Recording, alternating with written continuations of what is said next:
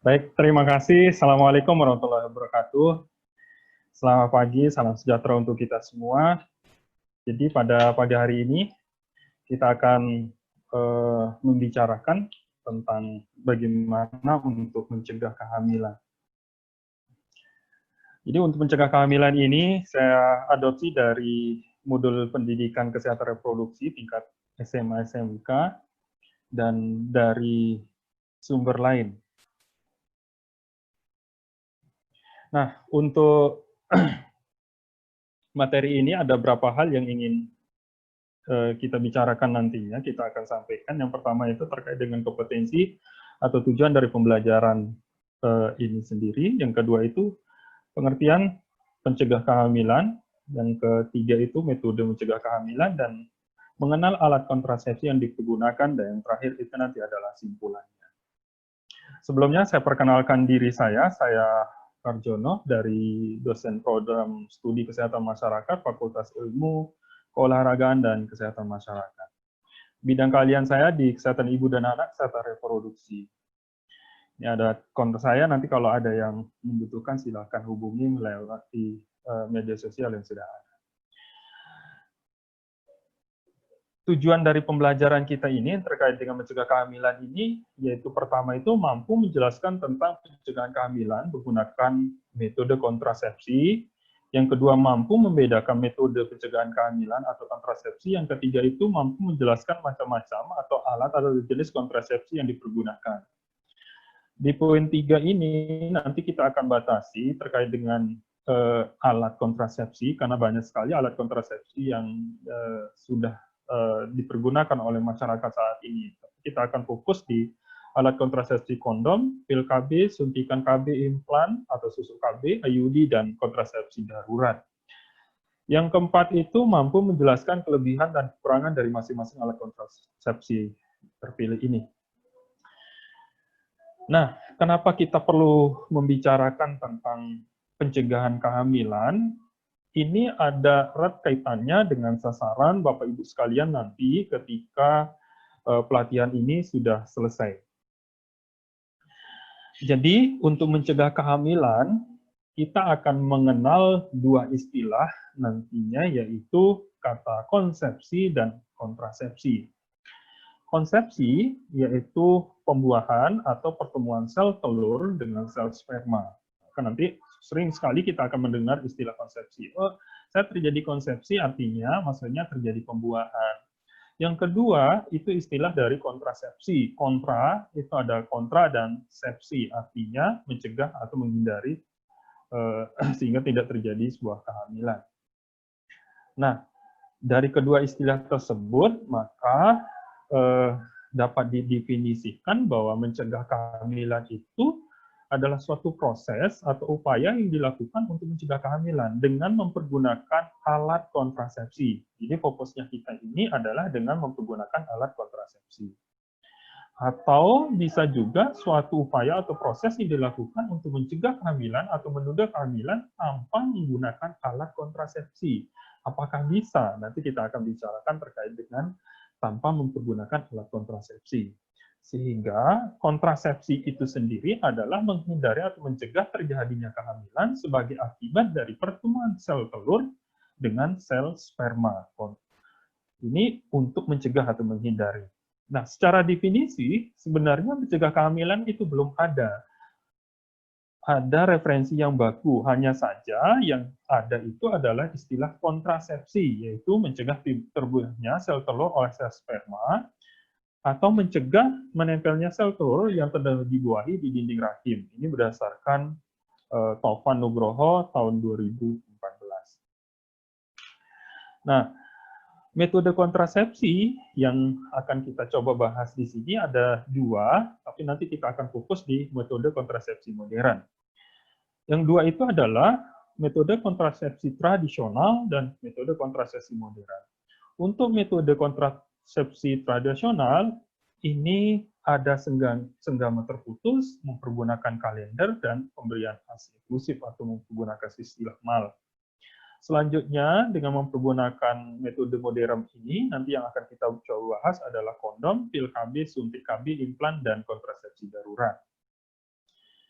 Nah, kenapa kita harus mempergunakan sebuah alat kontrasepsi? Ini yang menarik kita bahas. Secara rasional bahwa urutan pemilihan alat kontrasepsi itu sesuai dengan kebutuhan. Tapi di sini nanti kita akan bicara kenapa kita harus memilih sebuah alat kontrasepsi. Dilihat dari tujuan dari penggunaannya itu sendiri. Yang pertama, kalau kita lihat dari segi tujuan pencegahan kehamilan,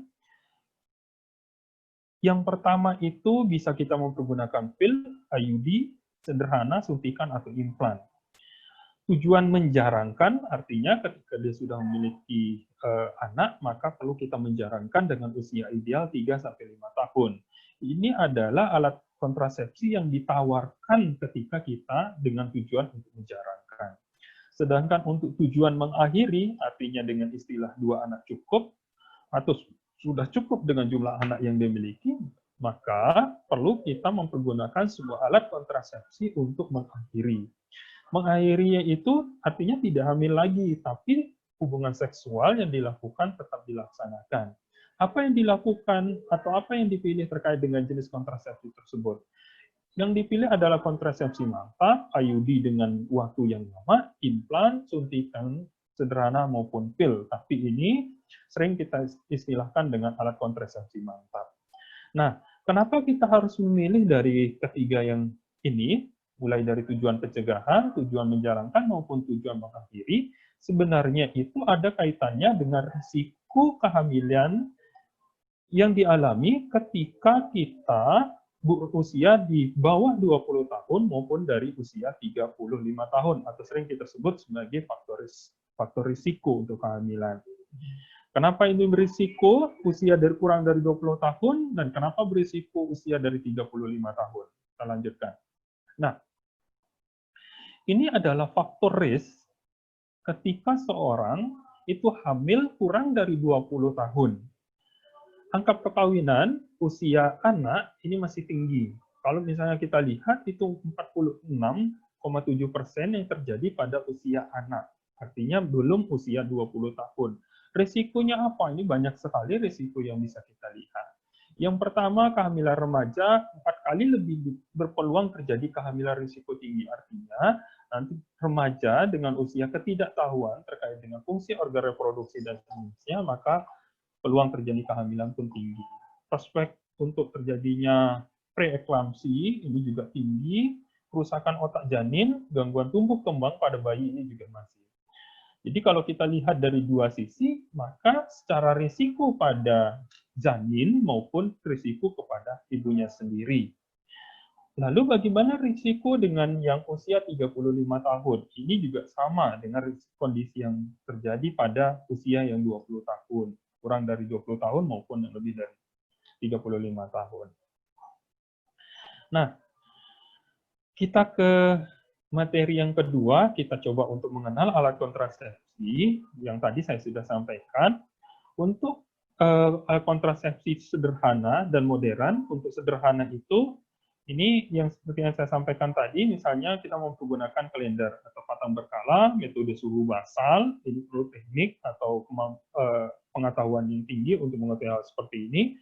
Metode Lender Cervix, senggema terputus, metode laktasi, dan aborsi. Nah, aborsi ini masuk ke dalam metode sederhana sebenarnya yang dipergunakan untuk mengakhiri sebuah kehamilan. Selanjutnya, untuk metode kontrasepsi modern, yaitu ada yang disebut sebagai metode mekanis. Ini yang mekanis, yang dipergunakan secara mekanis, itu adalah kondom. Salah satu metode kontrasepsi yang dengan metode mekanis itu adalah kondom.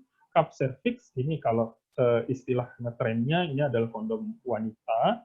Diafragma, ini juga sama, alat kontrasepsi dalam rahim, AKDR, implan, atau IUD. Ini juga nanti akan kita bahas, salah satu alat kontrasepsi yang akan kita bahas. Yang kedua itu adalah metode kontrasepsi yang mempergunakan hormonal. Ini ada pil KB, ada implan atau susu KB, ada suntikan.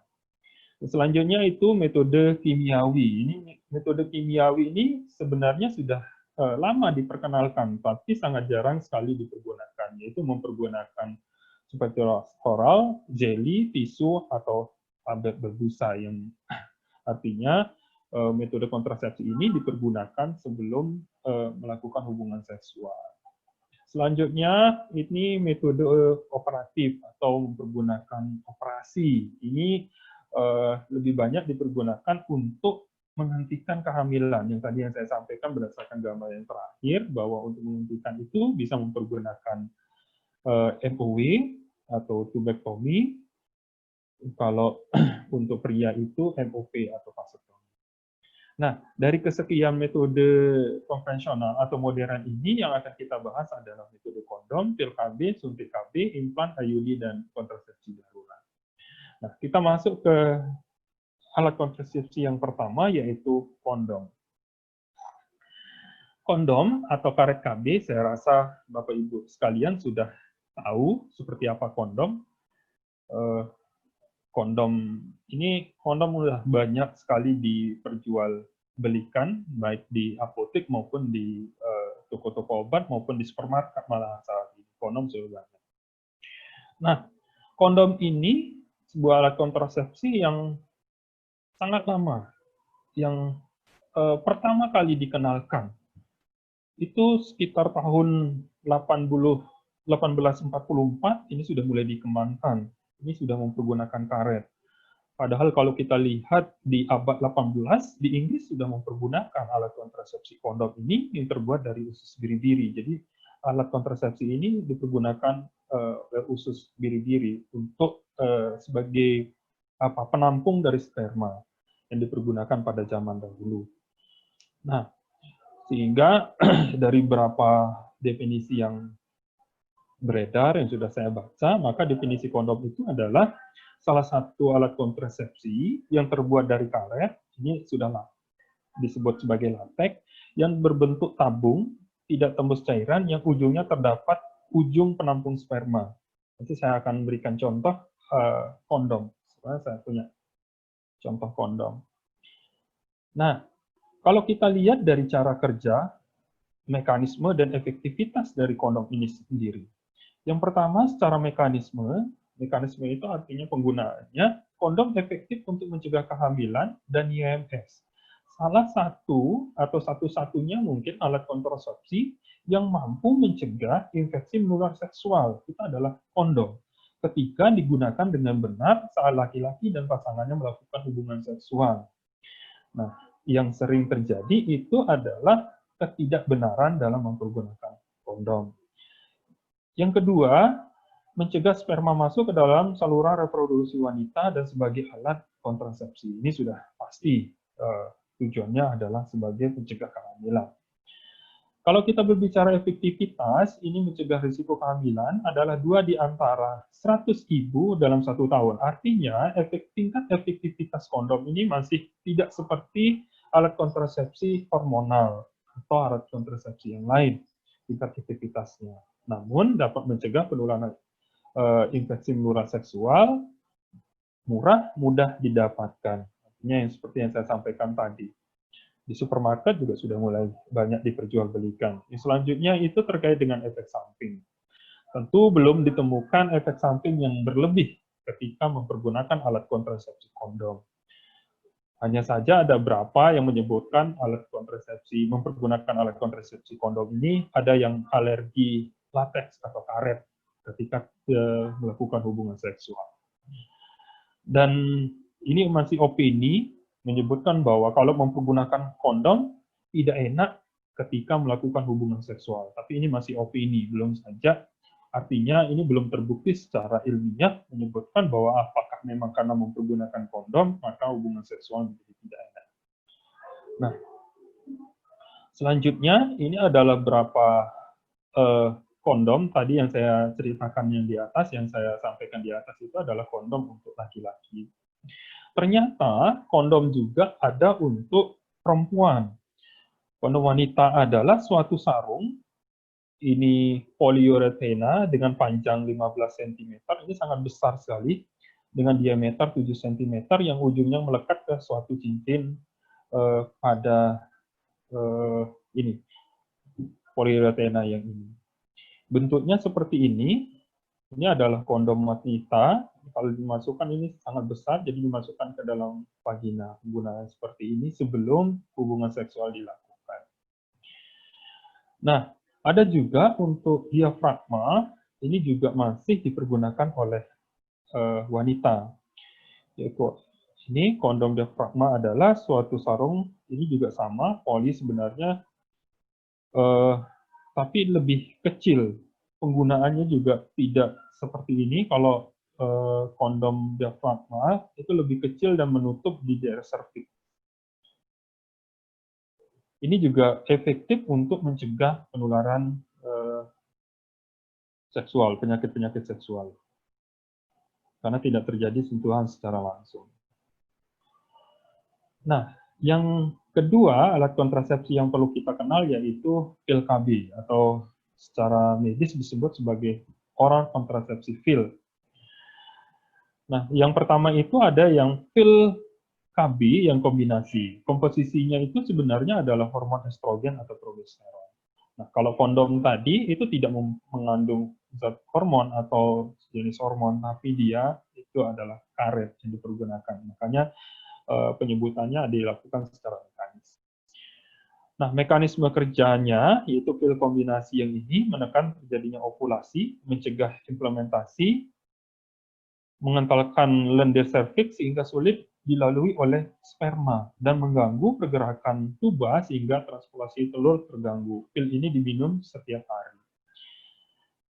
Nanti saya akan tunjukkan contoh pil KB yang banyak beredar di masyarakat. Ketika kita berbicara terkait dengan efektivitas, bila digunakan secara lengkap, risiko kehamilan kurang dari 1 di antara 100. Artinya efektivitasnya bisa sampai 99%. Efek samping, nah ini yang sering sekali dikeluhkan oleh ibu-ibu yang mempergunakan pil KB, yaitu terjadi perubahan pola haid, ada haidnya yang tidak lancar menyebutkan, yang seharusnya 1 bulan bisa menjadi 2 kali dalam 1 bulan. Ada yang panjang, ada yang pendek. Haidnya jarang, ada yang sakit kepala, mual, pusing, nyeri payudara, dan sejenisnya. Ini adalah keluhan-keluhan yang sering dirasakan oleh ibu yang mempergunakan alat kontrasepsi pil KB.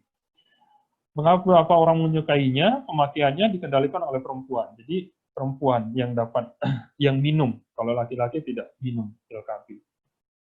Dapat dihentikan kapanpun tanpa perlu bantuan tenaga kesehatan. Jadi kalau misalnya mau berhenti, mau hamil, sudah dihentikan penggunaan pil KB-nya, tidak diminum, maka secara tingkat kesuburannya akan kembali lagi. Dan yang terakhir, mengapa berapa orang tidak menyukainya? Relatif mahal, harus dipergunakan tiap hari. Ini sering lupa, indikator lupa yang sering muncul. Berapa efek samping, tidak berbahaya, akan menghilangkan setelah pemakaian berapa bulan. Misalnya haid tidak teratur dan sejenisnya. Nah, cara kerjanya itu, seperti yang sudah saya sampaikan di mekanisme ini, itu mencegah implementasinya, menghambat ovulasi, mengentalkan lender serviksnya, menghambat transfusi ovum, menekan perkembangan telur yang telah dibawa. Ini adalah gambar bentuk dari pil KB itu sendiri. Jadi pil KB ini mengandung hormon, tadi hormon estrogen atau progesteron kalau dia kombinasi. Kalau kita lihat ini ada 30 ya kalau misalnya. 1, 2, 3, 4. 1, 2, 3, 4, 5, 6, 7. 7 kali 4 pola pengikut. Jadi ini adalah placebo yang isinya, ini adalah yang mengandung hormonal. Jadi karena nanti kita akan praktik bagaimana cara menggunakan pil KB. Nah, selanjutnya yaitu suntikan KB. Kalau kita berbicara tentang suntikan KB, ini juga masih salah satu alat kontrasepsi yang menggunakan hormon. Nah, kandungannya itu bisa progestin atau estrogen. Cara kerjanya sama karena dia adalah mengandung hormon yang tadi, yaitu mencegah ovulasi, mengentalkan lendir serviks, dan perubahan endometrium, penebalan yang terjadi di sini. Tingkat efektivitasnya sangat tinggi, yaitu 0,1 sampai 0,4. kehamilan per 1000 perempuan. Artinya kalau misalnya dari 100 perempuan tadi, kemungkinan bisa hamil kalau misalnya salah dalam penggunaan waktu digunakan itu bisa terjadi kehamilan, cuma hanya satu saja. Keuntungannya sangat efektif mencegah kehamilan jangka panjang kalau mempergunakan yang 3 bulan, tapi ada dua, ada yang 1 bulan maupun ada yang 1 bulan. Tidak ada pengaruh terhadap ASI bagi yang menyusui. Nah, kurangannya ini juga sama seperti pil KB tadi, karena istrinya adalah hormon, yaitu gangguan haid, tidak dapat dihentikan sewaktu dan berat badan dan lain sebagainya. Nah, selanjutnya, ini yang saya sampaikan, suntikan ini juga ada yang suntikan kombinasi dan ada yang hanya KB suntik yang mengandung progestin. Nah, pada dasarnya sebenarnya kalau yang mengandung progestin ini juga sama, sebenarnya adalah kandungannya adalah hormon progestin yang mempunyai efek progestin. Cara kerjanya adalah sama dengan yang ini, hanya mencegah ovulasi, mengentalkan radikal cervix dan dermatorium. Efektivitasnya ini juga sama, bermainnya antara 0,1, kalau ini tinggi, 0,3 kehamilan per 100 perempuan. Keuntungannya sangat efektif, mencegah kehamilan jangka panjang, tidak ada pengaruh terhadap ASI. Kekurangannya agak ini, gangguan haid, tidak dapat dihentikan suatu, dan berat badan dan lain sebagainya. Ini yang sering dikeluhkan oleh ibu-ibu yang sedang mempergunakan. Nah, kontrasepsi suntik KB ini adalah alkohol berupa cairan yang disuntikkan ke dalam tubuh wanita secara periodik dan yang mengandung hormonal yang diserap tubuh guna mencegah kehamilan. Ini sudah dikembangkan sejak tahun 1953. Itu adalah gambaran dari suntik KB ini. Isinya adalah hormon. Selanjutnya kita berbicara tentang implan. Implan atau istilah kerennya itu adalah susuk KB. Kalau orang menyebut susuk KB itu maksudnya adalah implan. Implan di sini adalah alat kontrasepsi, sama alat kontrasepsi berupa kapsul kecil, karet terbuat dari, ini bisa terbuat dari silikon, berisi ini hormon juga, terdiri dari 6 kapsul kecil dan panjang 3 cm yang dimasukkan di bawah kulit lengan atas yang tidak banyak beraktivitas. Nah, implan ini kandungannya berupa hormon progestin dengan masa kerja yang lebih panjang. Implan biasanya dipergunakan untuk menjarangkan kehamilan maupun untuk menghentikan kehamilan dengan waktu yang panjang. Nah, ada dua, kalau kita berbicara terkait dengan implan yang ini, ada yang non-biodegradable implant, yang nyebutnya kalau istilah medisnya, ini yang memiliki 6 kapsul, ini juga sama, sebenarnya isinya adalah hormon. Cuman dia yang membedakan ini ada cara kerjanya, yang ini. Ada yang hormon yang dimasukkan di dalam implan ini, ada yang kerjanya 5 tahun, ada yang 2 tahun, dan seterusnya. Ini juga sama, hormon progestin yang dilepas melalui bahan pengatur secara teratur dan perlahan. Sama yang ini. Ini yang sering dipergunakan. Kalau penggunaan seperti ini mungkin Bapak Ibu, mungkin ibu-ibu di sini ada yang mempergunakan implan atau susuk tadi. Sama, jadi yang saya bisa sampaikan di sini adalah implan, tadi pil, implan, terus apa lagi? Yang suntik KB itu adalah mengandung hormon. Selanjutnya, implan, bagaimana cara kerjanya? Ya, cara kerja implan pada dasarnya sama dengan alat kontrasepsi yang lain, menggunakan hormonal lainnya, yaitu mencegah ovulasi, mengganggu proses pembentukan endometrium di dinding rahim diganggu, dan mengentalkan lendir cervix. Kalau kita berbicara efektivitas, ini kurang dari 1. Artinya kalau mempergunakan salah satu mempergunakan implan, itu efektivitasnya kurang dari 1 per 1000 perempuan dalam setahun. Kurang efektif jika lebih dari 5 tahun. Artinya, tingkat efektivitas implan ini kalau sudah lebih dari 5 tahun, itu sudah dirasa tidak efektif. Bisa menimbulkan kehamilan. Nah, ketika kita berbicara tentang kelebihan maupun kelemahan, kalau kelebihannya itu, ini efektivitasnya tinggi, mencegah waktu yang lama, berjangka panjang, pengembalian kesuburan cepat setelah implan dilepas, tidak mengganggu ASI, tidak mengganggu kegiatan senggapa atau hubungan seksual, atau mengurangi rasa. Namun efek samping ini yang sering dikeluhkan pada ibu-ibu yang mempergunakan implan. Ini tidak jauh berbeda dengan pada pil maupun suntik KB. Sering dikeluhkan sama ibu-ibu adalah peningkatan atau penurunan berat badan. Tapi saya rasa lebih banyak yang peningkatan berat badan. Timbulnya jerawat atau flek hitam, pusing, jadi kepala di sejenisnya, dan sering terjadi spotting. Spotting ini bercak mens yang tidak teratur yang terjadi. Vagina menjadi kering, ini juga sama, karena sebenarnya efek dari mengentalkan render cervix ini juga berpengaruh terhadap vagina menjadi lebih kering dan tidak dapat mencegah penularan IMS. Selanjutnya, ini adalah alat kontrasepsi dalam rahim atau kita sering disebut dengan AKDR atau sering juga disebut dengan intrauterine device atau IUD. Mungkin ibu-ibu di sini ada yang menggunakan IUD, jadi sistem kerjanya adalah vakum uteri menimbulkan peradangan endometrium yang disertai oleh leukosit. Jadi dimasukkan ke dalam rahimnya. Produksi lokal, progesteron yang tinggi, menghambat terjadinya implementasi, pergerakan sel telur lebih cepat dan mencegah sperma membuahi sel telur. Artinya di rahim ini diberikan, kalau dulu berdasarkan sejarah yang dimasukkan, padahal untuk IUD ini sudah lama dikembangkan sejak tahun dulu. Tujuannya sebenarnya adalah mengganggu kerja atau sistem yang ada di rahim, yaitu dengan memasukkan benda asing. Tapi sekarang sudah mulai dikembangkan dengan mempergunakan alat atau hormon yang dimasukkan dalam rahim. Nah, berbicara efektivitas, ini sangat efektif. Angka kondisi untuk mencegah kehamilannya ini sangat tinggi. Kelebihannya adalah langsung efektif setelah pemasangan dilakukan. Metode kontrasepsi jangka panjang tidak terlalu mengikat, tidak ada efek samping secara hormonal kalau dia mempergunakan benda atau yang mempergunakan cuprum atau AKDR atau CUT 25. Ini yang tidak mempergunakan hormon yang dimasukkan. Tidak mempengaruhi ASI, dapat dipasang secara segera setelah melahirkan. Setelah nifas dilakukan, ini juga bisa dilakukan. Selanjutnya, kekurangan atau efek samping. Ini akan kehamilan di luar kandungan, keluhan suami, perubahan siklus haid, lebih lama atau lebih banyak, sakit, kram pada perut, dan sering terjadi radang panggul. Kalau ini sering terjadi banyak bercakap.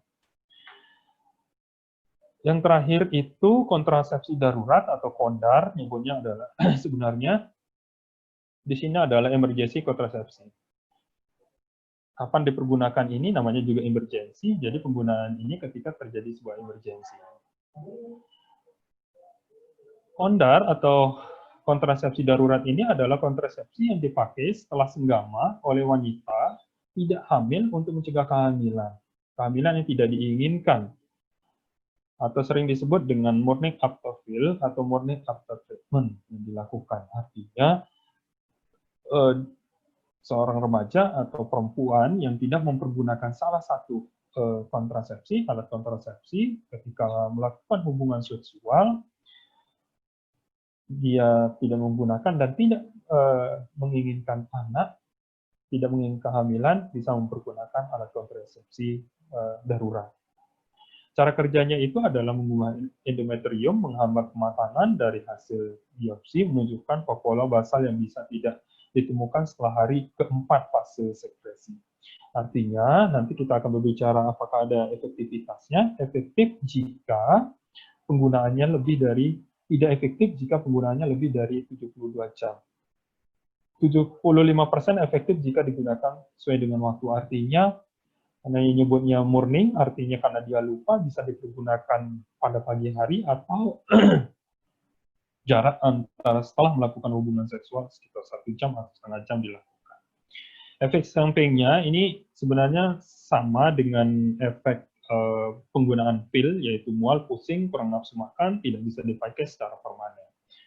Karena alat kontrasepsi darurat dipergunakan pada saat darurat.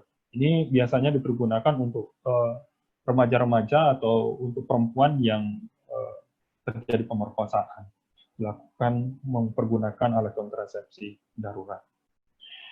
Nah, ini sekilas salah satu yang ingin saya tunjukkan terkait dengan kontrasepsi sederhana atau tradisional yang tanpa mempergunakan hormon yang tadi. Jadi ada alat kontrasepsi yang bisa dilaksanakan secara tradisional, yaitu metode kalender atau tandang berkala.